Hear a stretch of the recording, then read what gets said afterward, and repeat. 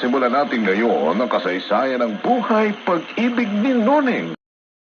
Nahangad naming magdulot ng kaaliwan sa inyong pakikinig dito sa Ikaw Lamang sa Buhay Ko Love Story. Sige na po, tatay. Payagan niyo na kami ni nanay. Pinag-ipunan naman namin ng pambayad sa ticket para makapanood kami ng vaudeville. Hanggang gabi ang palabas. Delikado para sa inyo. Federing, payagan mo na kami. Marami naman kami makakasabay pa uwi. Pero lagring. Hindi lang naman makakaroon ng ganitong palabas sa ating lugar eh. Hindi na nga sila babalik dito.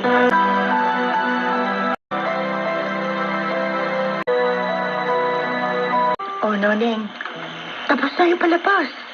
Tayo nang umuwi at baka ako naman tong awayin ng tatay mo. Alalahanin mo, ha? Pinayagan lamang tayong manood ng stage show. Dahil lang ako magkasama tayong umalis, magkasama rin tayo uuwi. Sandali po, Nay. Sundan natin sa likod ng stage yung mga artista. Gusto ko silang makita ng malapitan. Ano ka ba noon eh? Sige na, lalo tayong gagabi ng uwi eh. Kasama naman kita eh. Sige na, Nay. Pagbigyan mo na ako. Sandali lang naman yun eh. Magandang gabi sa inyong dalawa. Magkapatid ba kayo? Ha? Kami po ba yung kinakausap niyo? Nay, isa siya sa mga komedyanteng napanood natin kanina. Oo, alam ko. Oo. Kayo nga ang kinakausap ko. Magkapatid ba kayong dalawa? Magkasing ganda kasi kayo eh. Ay, ako. Hindi naman po. Anak ko po itong kasama ko. Mag-ina pala kayo. Salamat naman. Nanood kayo ng aming stage show. Ang galing-galing niyo pong umawit at magpatawa. Gusto mo bang maging stage performer din katulad namin? Ha? Ay, pwede ho ba? Nay, inaalok niya akong maging artista. Ay, naku. Hindi po papahigan tatay niya. Pero papayagan niyo siya, hindi ba?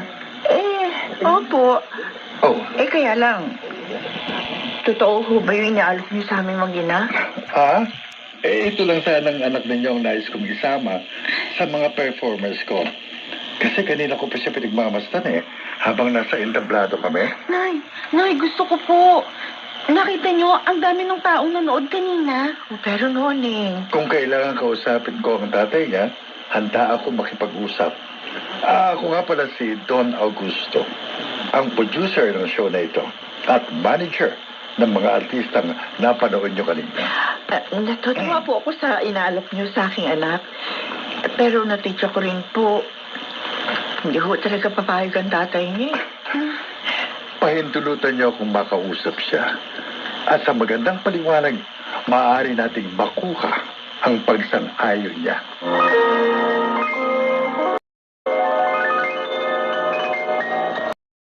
Love Story.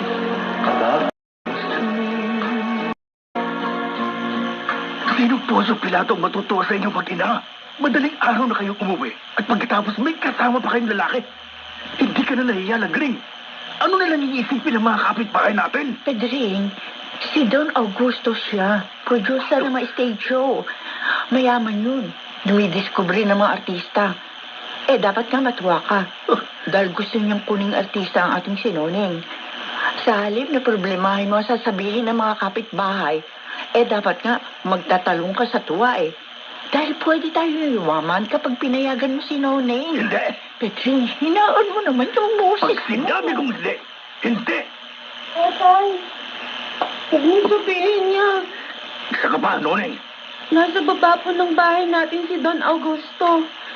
Nagtitiis maghintay kahit malamok at madilim nagtsatsaga siya. Hindi pa ba sapat na kabutihang loob yun, tatay? Para maniwala kang gusto niya tayong tulungan. Bata ka pa. 16 ka pa lang. Anong mali mo sa totoong layunin ng isang tao sa kanyang kapwa, ha? Masyado ko namang madamo at Pedring. Magandang kapalaran na ang dumating sa ating anak. Ayaw mo pa rin buksan niyang isipan mo. Bakit hindi mo muna siya kausapin? Pakinggan mo ang maaari niya sabihin. Tanungin mo. At pagkatapos, kung talaga sa palagay mo, hindi mapapabuti si Noneng, tatanggapin ko na ang desisyon mo. Pero Pedring, nakikiusap ako. Pakiharapan mo muna si Don Augusto.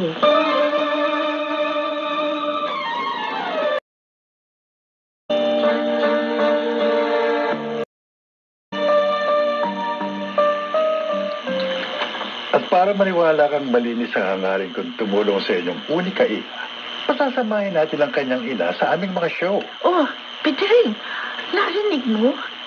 Maaari daw akong sumama. Wala ka nang dapat ikatakot na mapapahamak si Noning. Toto. Mahibig kayo. Nag-iisip pa ako. Tungkol naman sa kikitain. Buwan-buwan may matatanggap kayo. May show o wala, may darating sa inyong pera. Bahagi yan ang pag-aalaga ko sa aking mga artista. Ay, naku. Napakagandang oportunidad ito, Pedring. May kasulatan bang magpapatunay ng mga sinasabi mo? Mukhang mas tuso pa sa akin ang lalaki ito, ah. Pero mas matalino pa rin ako sa'yo. Oo, siyempre naman, Mang Pedring. Lahat ng bagay, lahat ng sinabi ko sa inyo, ilalagay natin sa kasulatan. Ang ipakikiusap ko lang sana, payagan nyo na si Noneng at si Aling Lagring na sumama sa amin sa Maynila bukas ng gabi. Bukas ng gabi? Eh, napakabilis naman yata. Kailangan simulan ko na rin turuan at bihisan ng anak mo. Hindi madaling mag-develop ng artista, Mang Pedring. Pedring. At upang maniwala kang nasa mabuti siyang kamay, mag-iiwan ako ng sapat na halaga para may magastos ka habang ang iyong mag-ina ay nasa Maynila. Okay? Pumayag ka na, Pedring. Pumayag ka na. Magkano naman ang sinasabi mong halaga?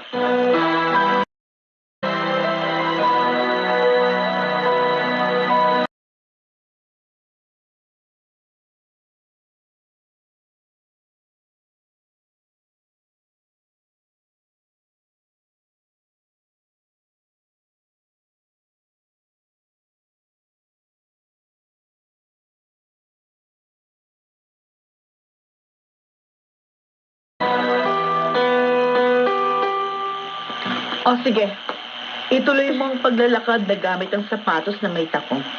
Ma'am Hilda, masakit na po ang paa ko eh. Isa pa, nahihirapan akong lumakad na naka-chin up. Pwede bang tumungo na ako at i-relax na ulit ang likod ko? Ang hirap-hirap kasi talaga eh.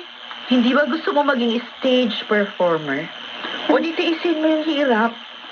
Pasalamat ka. At sa lupa pa lamang yung practice ng paglalakad mo. Kapag sa entablado na kita tinuruang lumakad at sumayaw, sigurado iiyak ka na. Ma'am Hilda, nahihirapan na po talagang anak ko. 2 oras na ho siyang palakad-lakad ang nakatakong. Aling Lagring, si Don Augusto lamang ang pwedeng magsabi kung magpapahinga si Noneng o hindi. Kaya kung pwede sana, doon na muna kayo sa loob ng bahay habang tinatapos ko ang pagtuturo sa anak ninyo.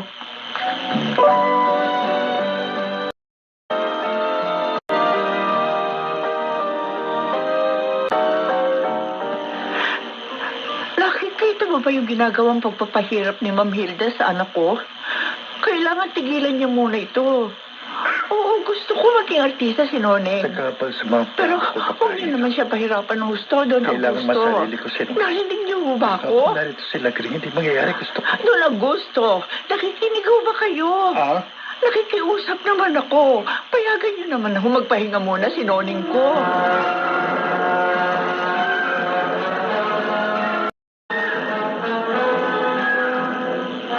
Wala na po si Nanay? Bakit po? Kagabi lang magkatabi pa kaming natulog. Anong nangyari? Masama ang pakiramdam niya eh. Tumalab na kasi yung gamot na inihalo ko sa ininom niyang kape. Kaya pinauwi ko na siya Noneng sa piling ng tatay mo. At binigyan ng pera para makabili siya ng kailangang pagkain. Pero- Para lumakas na uli. Paano na ako? Mag-iisa na ako ngayon. Totoo po bang nagkasakit si Nanay? Eh, Baka may mangyari sa kanyang masama. Sana po ginising niyo ako para nakita ko man lang siya bago umalis. siya taka na. walang mangyayaring masama sa nanay mo. Pansamantala lang naman yung epekto ng gamot na... ang ibig kong sabihin, maaaring may nakain lamang siyang hindi nagustuhan ng kanyang tiyan. Ayoko kasing magkaroon ng abala habang tinuturuan ka ni Hilda. Eto ka na, ha? Akong bahala sa'yo, Neneng, ha? Hindi kita pababayaan, ha? Hindi kita pababayaan, ha? Huwag po, manager. Neneng, ha? Teka, bakit niyo po ako niyayakap? Ano pong ibig sabihin ng ginagawa niyo? Love story. Where do I start? Huwag! Anong wag? Bakit ba ayaw mong pumayag? Samantalang ang daming nagkakandarapang mga awit para mapalapit sa akin. Pero, hindi naman po kayo nanliligaw. Bakit niyo ako pupulsahin? Dahil gusto kita, Roneng. Ha?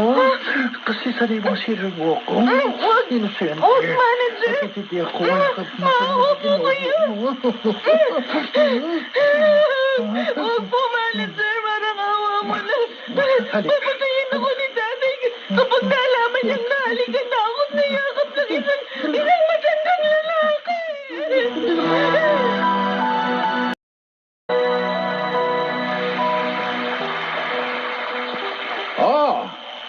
Gusto niyo bang marinig muli ang pag-awit namin ni Noneng? Oo, ang ganda talaga ni Noneng. Sige! Ang susunod naming awit ay itatranslate ko naman para sa ating audience na mga Amerikano. Noneng, simulan mo na! Manang biday, ilukat mo man. Manang biday, will you pity me? Sa bintana, ikalumbabam. Just for a while, please look out and see. Sa kita emto'y kinayawam. I bring to you my sweet song of love. Ay mataya kon no dinakan siyan. In this serenade, knit the stars above. Nakita mo na, eh?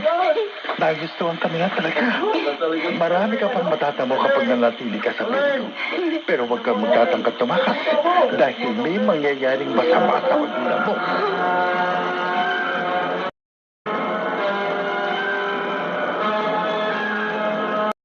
Miss Noling, please accept this pair of slippers. Bakya? You give me bakya? Wow, it's so beautiful. Thank you, Mr. Joe. Wilson. Um, My name is Wilson. And I'm willing to give you more, Miss Noling, if you'll accept me as your friend. Yes, I like friends. Thank you.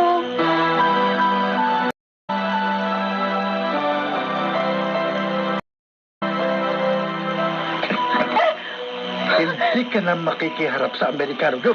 Sana Augusto, bakit niyo ako sinampal? Dahil nagpapaligo ka sa Amerikano yun. At hindi ko yun mapapayagan. Nakuha niyo ng gusto niyo sa akin. Bawat utos niyo sinusunod ko. Wala na ba akong karapatang makipagkaibigan man lang? Oo! Wala kang karapatan na kahit na ano. Dahil akin ka lang, Noneng. Sa akin ka lang.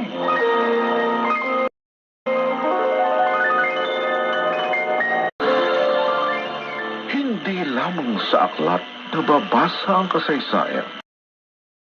Totoo rin itong nararanasan ng iba. Si Noneng ay nabuhay sa lumang panahon pero ang karanasan niya sa pag-ibig ay bumabagtas hindi lamang sa panahon kundi pati na rin sa pagkakataon.